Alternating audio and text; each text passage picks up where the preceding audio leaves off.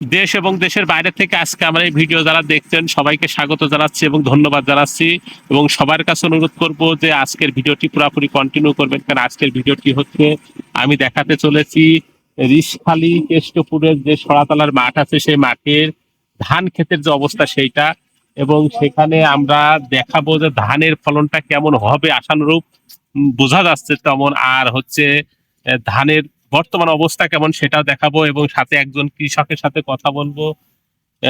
সবার কাছে অনুরোধ করছি এই জন্যই যে পুরা ভিডিওটা দেখে যাবেন এবং আমরা সেই সাথে একজন কৃষকের সাথে কথা বলবো। আপনারা সবাই খালি দেখতে থাকুন যে সেই কৃষক কি বলে।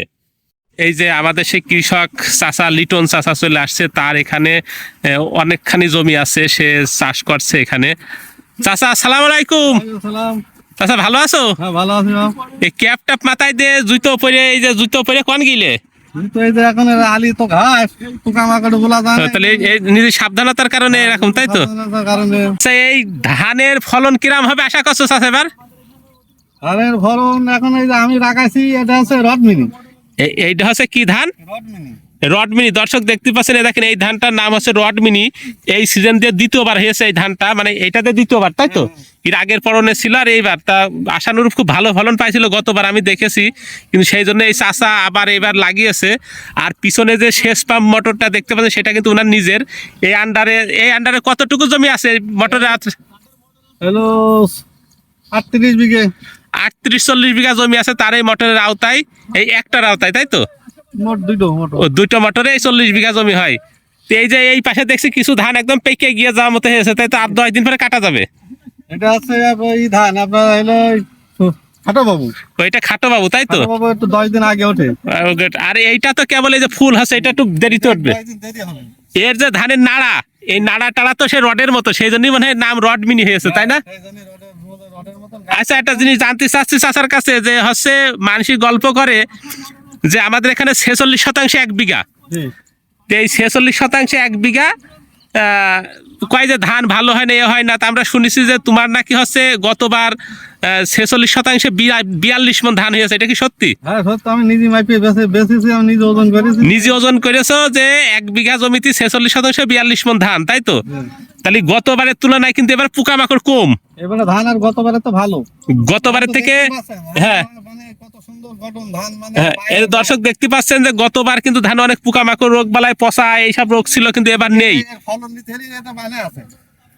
অনেকে আছে পচার ওষুধ ব্যবহার করে না। হ্যাঁ, কিন্তু পচার ওষুধ ব্যবহার না করলে পচা যদি লেগে যায়, লেগে গেলে ওজন পচা ধরলে ধানে দানা পুষ্ট হবে। হ্যাঁ হ্যাঁ, ফলনে মার খেয়ে যাবে। আচ্ছা, এই কৃষক চাষি যে চাষা উনি বুঝাতে চাচ্ছেন যে কোনো রোগ বালাই নেই, কিন্তু তারপরেও কিন্তু সে মানে পচার ওষুধ দিয়েছো, পচার 2 বার দিয়েছে, আরেকবার তারপর মাজরার ওষুধ তো দিয়েছোই, সাথে কারেন্ট পোকার ওষুধও দিয়েছো। আচ্ছা, কারণ হচ্ছে কারেন্ট পোকা আক্রমণ নেই তবুও দিয়েছে, কারণ ফলন একটু বেশি পাতে হলে কিন্তু খরচ একটু করতে হবে। কারণ হচ্ছে এই যে ধানের যে দেখতে পাচ্ছেন এই গুড়ার দিকে পচা লেগে গেলে, এরম গুড়ার দিকে যদি পচা লাগে ভিতর, হ্যাঁ ভিতর থেকে আসলে পচাটা ওইভাবে দেখা যায় না, সেইভাবে কিন্তু নিয়ম করে ফুলার আগে একবার, আবার ফুলে সেরে গেলে যদি পচা লাগা ওষুধ বা ভিটামিন একবার দিয়ে দেওয়া হয় তাহলে কিন্তু ফলনটা খুব ভালো হয়, দানা ভরটা ভালো হয়। আর এইসব ওষুধ দিলে তো ধান চকচকে হয়, দানা ভর ভালো হয়, সিটে কম হয়। হ্যাঁ, এই দেখেন গাছগুলো দেখেন, এই যে কত সুন্দর, এই যে গাছগুলো, এই দেখেন ধানগুলো দেখেন কত সুন্দর দেখা যাচ্ছে, দেখেছেন ধানগুলো?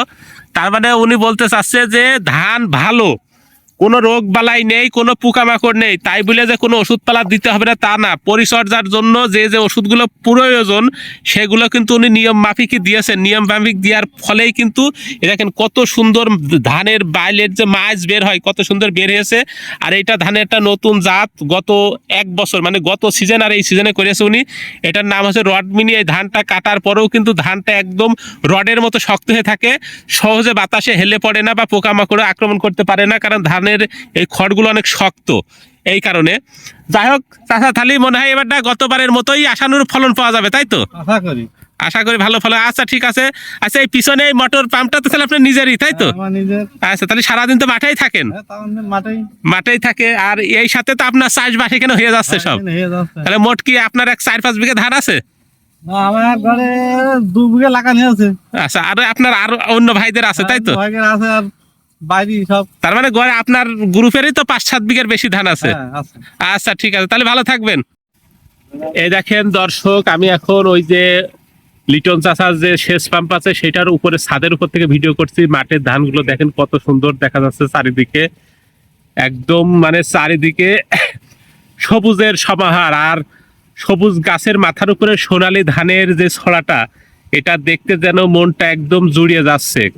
এবছরের আবহাওয়াটা অনেক সুন্দর ছিল, প্রত্যেকটা চাষের জন্যই যেন একটা সুন্দর সুষম আবহাওয়া।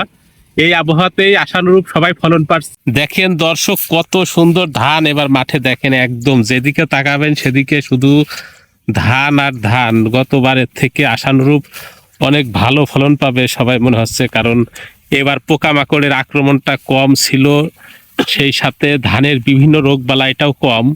সেই জন্যই কিন্তু ধানটা একদম যেদিকে তাকানো হচ্ছে একদম চকচকে ঝকঝকে ধান, মানে কোনো রকম স্পট নেই, কোনো রকম মানে ধানের মাথা কালো বা অন্যান্য কোনো সমস্যা কোনো কিছুই দেখা যাচ্ছে না। এই যে দেখেন এইগুলো সুন্দর আর এই যে এই জমিটা কি ধান আমি জানি না, এই দেখেন বালগুলো ধানের যে বাইল আছে সেইগুলো হচ্ছে বের হয়েছে, এখনো পরিপূর্ণ হয়নি, ফুলটা এখনো আছে, সেই জন্য একটু দেখা যাচ্ছে। এই যে দেখেন, এই যে কাছ থেকে দেখা, এই যে দেখেন কত সুন্দর ধান। আর বাতাস লেগে যখন ধানটা দোলছে তখন একদম অপরূপ একটা সুন্দর দৃশ্য, মানে এর থেকে সুন্দর দৃশ্য আর হয় না। যাকে এই বছর আশা করা হচ্ছে যে মানুষ প্রতিটা চাষেই বাম্পার ফলন পাচ্ছে, সবজি থেকে শুরু করে ধান, ভুট্টা, গম, যেটাই করা হচ্ছে সেটাতেই এই যে ধানও আল্লাহর রহমতে খুব ভালো ফলন আসবে। এই যে দেখেন সুন্দর ধান হয়েছে মাঠে। দর্শক, তাহলে আপনারা দেখতে পেলেন যে লিটন চাচা কি বললেন, যে ধানে যদি কোনো রোগ বাগ নাও থাকে কিন্তু নির্ধারিত কিছু ট্রিটমেন্ট আছে, সেইগুলো কিন্তু ধানে দিয়ে যেতে হবে, তাহলে কিন্তু আশানুরূপ ফলনটা পাওয়া যাবে। মানে চেষ্টা করতে হবে যাতে রোগ বালাই নেই কিন্তু রোগ বালাই যেন না আসে, প্রতিষেধক হিসাবেও কিন্তু কাজ করতে হবে এবং প্রতিরোধকের কাজও করতে হবে। মানে রোগ বালাই থাকলেও সেরে যাবে এবং রোগ বালাই যেন না আসে সেটাও দিকেও লক্ষ্য রাখতে হবে। যাক, এবার মাঠের যে অবস্থা তাতে সবাই বুঝতে পারছেন ধানের সুন্দর একটা অবস্থা, মানে এত সুন্দর অবস্থা 2-1 বছরের ভিতরে হয়নি ধানের এরকম একটা সুন্দর অবস্থা। সেই তুলনায় উনি কিন্তু বললেন যে গত বছর রোগ বালাই ছিল, তারপরেও সে 42 মণ হারে ধান পেয়েছে বিঘা প্রতি, মানে 46 শতাংশে। আর সেই ক্ষেত্রে এবার রোগ বালাই নেই, তার মানে উনি আশা করছেন 2-1 মণ বেশি হলেও হতে পারে। তার আশা যে বেশি হওয়ার দরকার নেই, সে 40 মণ হারে ধান পাক, তবুও সে লাভবান এইটা। আর সেচ পাম্প তার নিজের। যাক, এই আর যে নতুন ধানের কথা উনি বললেন ওইটা হচ্ছে এই যে যেটা দেখছেন, এই যে এই জমিটা, এইটা হচ্ছে সেই রডমিনি ধান। এটা রডমিনি ধানটা কিন্তু খড়ের নাড়াটা অনেক বড় হয় আর শক্ত, মানে পোকামাকড়ের আক্রমণটা কম হয়, শক্ত বলে পোকামাকড়ে কাটতে পারে কম। এবং বাতাসে প্রাকৃতিক যে দুর্যোগ আছে আসলে এটা বলা যাবে না, কিন্তু তারপরেও অনেকটা সহনশীল। সেই ক্ষেত্রে সে আবার এই ধানটাই কিন্তু পছন্দ করে লাগিয়েছে, সে চেষ্টা করছে বা আশা করছে আল্লাহর কাছে যে যেন আশানুরূপ ফলন পাই। যাই হোক, আজকের মতো ভিডিওটা এখানেই। আর সবাই দোয়া করবেন যেন প্রাকৃতিক দুর্যোগ থেকে এই যে যে ফসলের চাষগুলা বর্তমানে আর হয়তো সর্বোচ্চ 1 মাস লাগবে ঘরে উঠতে, যেন আল্লাহ তাআলা একটু প্রাকৃতিক দুর্যোগের দিকে লক্ষ্য রেখে আমাদের ধানটা ঘরে তোলার সুযোগ করে দেয়। যাই হোক, আজকের মতো ভিডিওটা এখানেই শেষ করছি।